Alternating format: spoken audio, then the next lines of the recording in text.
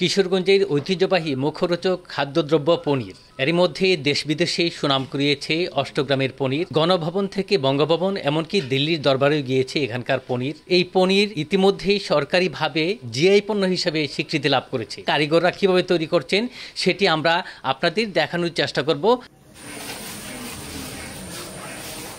বসতঘরে হাওরের খাঁটি দুধ থেকে পনির তৈরিতে ব্যস্ত অষ্টগ্রাম উপজেলার মধ্য অষ্টগ্রাম এলাকার কারিগর SM নিশান। স্বামীর কাছে হাতে খড়ি পেয়ে এখন পনির তৈরি করতে পারেন তার স্ত্রীও।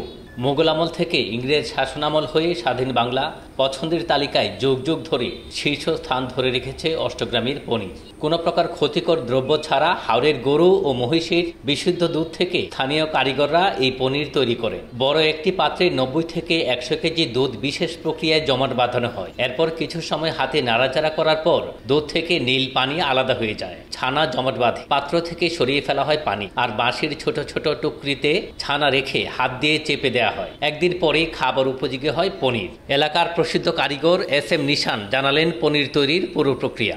একটা বানাইতে আপনার 10 কেজি দুধ লাগে।